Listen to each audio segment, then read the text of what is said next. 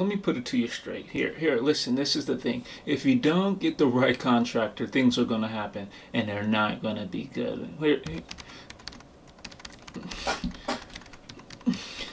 Listen, one is that the job is not going to be done the way that you want it to be done, and then you're going to be really, really frustrated, and you're going to be dealt with a product that you are not happy with. Two, you're going to be dealing with the situation again, and you're going to have to hire another contractor to come and repair the work that was done already previously by somebody in which you didn't even need to be in there in the first place, and that is two. And number three is the fact that you're going to lose a bunch of money.